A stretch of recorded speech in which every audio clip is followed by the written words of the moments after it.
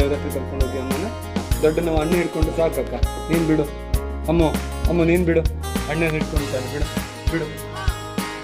ಅದು ಡಿಸ್ಟರ್ಬ್ ಆಗುತ್ತಮ್ಮ. ಅವಾಗ ಒಂದು ಆನ್ಕೆರೆ ನಡೀಲಿ, ಅಲ್ಲಿ ತಾಯಿನ ತೋರಿಸಿ ಅವನು ಇಲ್ಲೇ ಕೂರಿಸಿ ಹೋಗುವ. ಆ ಕಾರಣವಾದವರೆಲ್ಲ ಬೇಡ, ಉಳಿದವರೆಲ್ಲ ಬನ್ನಿ ಮಗ, ಬೇಗ ಬೇಗ. ಆ ಮಗು ಬೇಡ, ಅವನು ಎದುರ್ಕೊಳ್ತಾನೆ, ಅಲ್ಲೇ ಬಿಟ್ಟು ಬನ್ನಿ ಅವನ್ನ.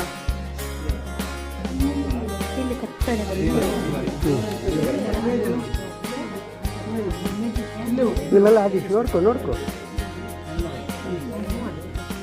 ಅದು ಧೈರ್ಯ ಇದ್ರೆ ಬರ್ಲಿ, ಬೇಜಾರಿಲ್ಲ. ಗಲಾಟೆ ಮಾಡ್ಲಿಕ್ಕಿಲ್ಲ ಇಕ್ಕಂದಮ್ಮ, ಗಲಾಟೆ ಮಾಡಬೇಡಿ. ದೊಡ್ಡಮ್ಮ ಇಲ್ಲಿ ತಾಯಿನೂ ನೋಡಿ ಮತ್ತೆ ದೊಡ್ಡ ಇಲ್ಲೇ ಕೂತ್ಕೊಳ್ಬೇಕಾಯ್ತಾ?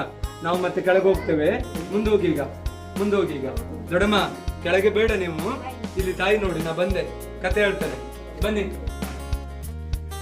ಒಳಗೆ ಮಾತಾಡ್ಬೇಡಿ, ಅಣ್ಣ ಹೇಳಿದ ಕತೆ ಕೇಳ್ತಲ್ಲ, ಬನ್ನಿ. ಅದು ಓಲ್ಲ ಮನೆ ತೋಜಿ ಜೊತೆ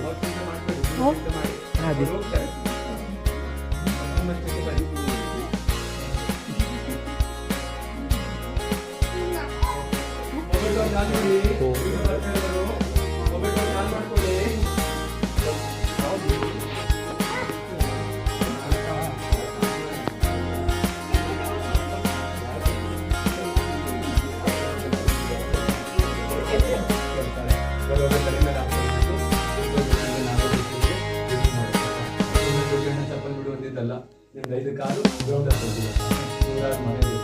ಏನು ಬಂದಿಲ್ಲ ಮನಸ್ಸಿದೆ ಬರಲಿಕ್ಕೆ. ಇದು ವಿವೇಕಾನಂದ ಶಕ್ತಿಪೀಠ ಆಯ್ತಾ?